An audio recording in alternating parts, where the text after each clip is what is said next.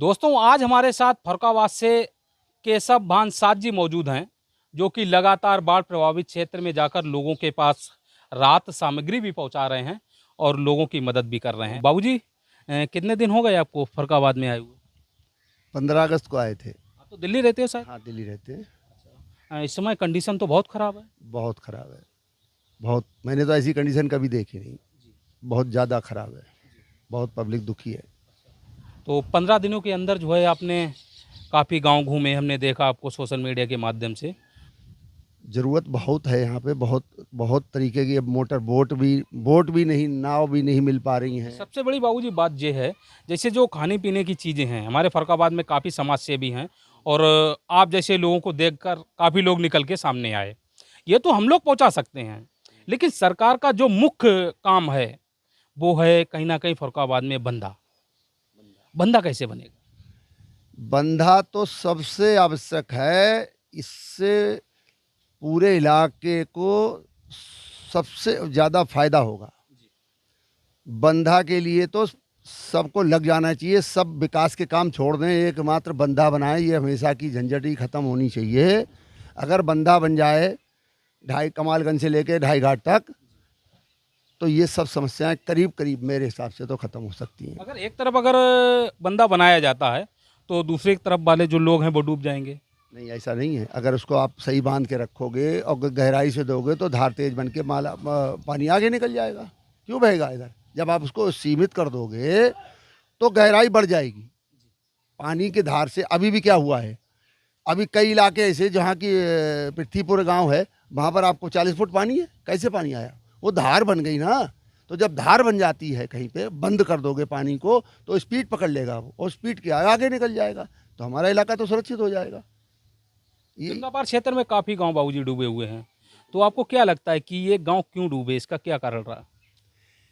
देखिए, हमारा तो मानना है कि किसी भी तरीके की राजनीतिक लोगों ने, प्रशासनिक लोगों ने कभी इस पे गंभीरता से विचार ही नहीं किया। एक तरीके से शोषण होता है, पब्लिक का शोषण है। अभी हो रहा है, अभी आ जाएंगे सब लोग, आ जाएंगे करके चले जाएंगे। हमने कई बार देखा, कोरोना में भी देखा हमने, कितना बुरा हाल था कोरोना में यहाँ पर।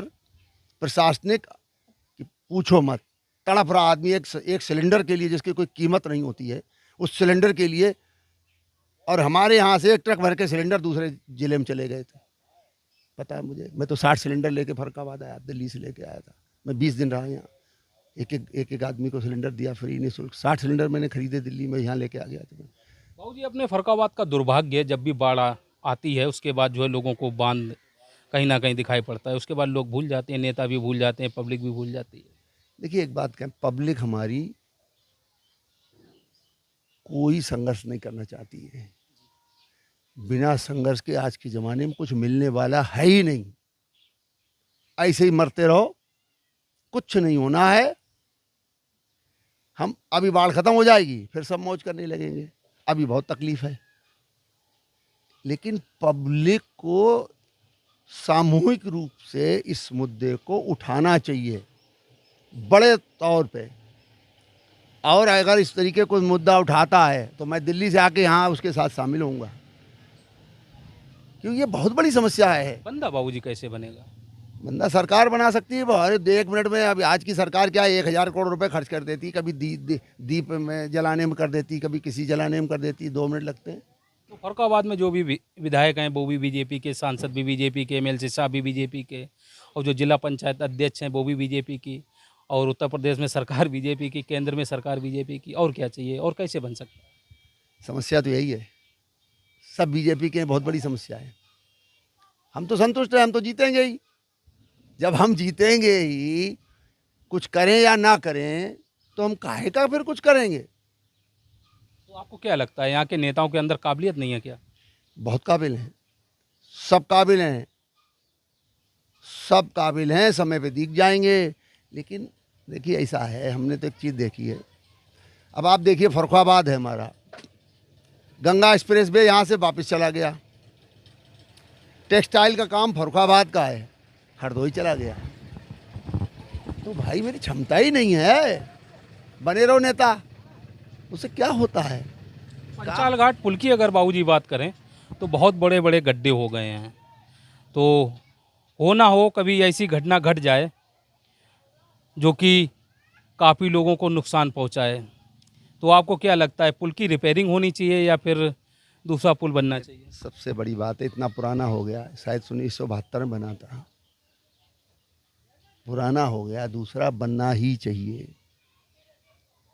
ये सब क्या है? ये सब जनप्रतिनिधियों की जिम्मेदारी है कि कौन सी चीज़ खराब हो गई है, कौन सी चीज़ दोबारा बननी चाहिए।